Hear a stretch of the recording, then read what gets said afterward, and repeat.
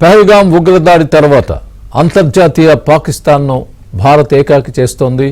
ఇటలీలో జరుగుతున్న Asian development bank సమావేశానికి కేంద్ర ఆర్థిక శాఖ మంత్రి నిర్మలా సీతారామన్ హాజరయ్యారు. ఈ సందర్భంగా పాకిస్తాన్కు నిధులు ఇవ్వవద్దంటూ ఏడీబీ బ్యాంక్ భారత్ కోరింది. పలు అంతర్జాతీయ బ్యాంకులు ఇస్తున్న నిధుల్ని పాకిస్తాన్ ఉగ్రవాదులకు ఉపయోగిస్తోందని Nirmala Sitharaman ADB bank chief దృష్టికి తీసుకువెళ్లారు.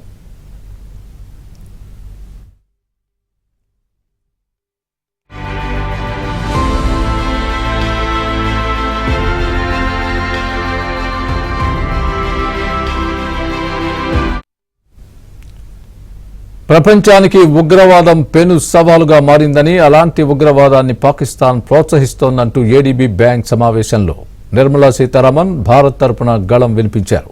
అయితే భారత్ ప్రతిపాదనలను పరిగణనలోకి తీసుకుంటామని ఏడీబీ బ్యాంక్ ప్రతినిధులు చెప్పినట్లు సమాచారం.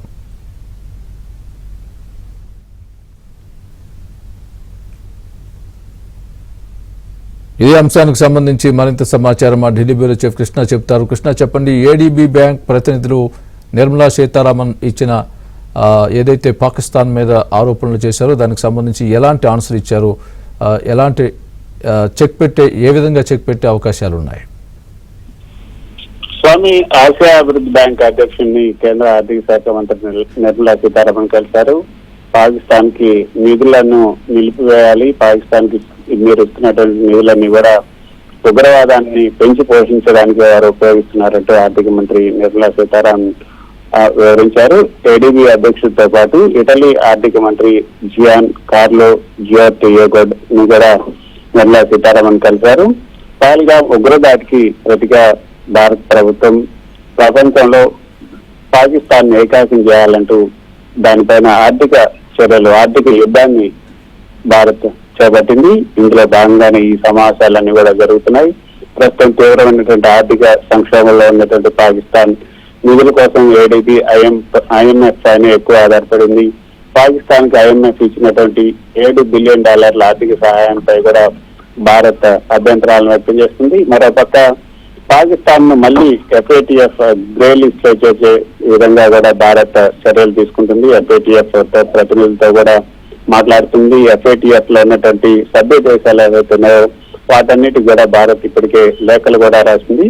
ఇక పాకిస్తాన్ కు అంతర్జాతీయ ఆర్థిక సహాయాన్ని తగ్గించాలన్న దిశగా యూరోపియన్ దేశాలతో కూడా భారత్ చర్చలు జరుపుతుంది.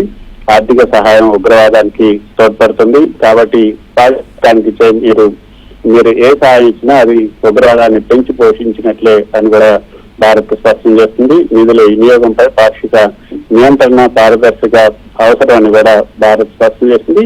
మరోపక్క స్వామి, ఈ రోజు ఏదైతే మూడీస్ రేటింగ్స్ కూడా భారత్ కనుక యుద్ధానికి వెళ్తే భారత్ బేసిక్ గానే ఉంది. కానీ పాకిస్తాన్ యొక్క ఆర్థిక పరిస్థితి మాత్రం అంత బాగాలేదు అంటూ మూడీస్ రేటింగ్ సంస్థ ఈ రోజు అభిప్రాయాన్ని ప్రకటించింది.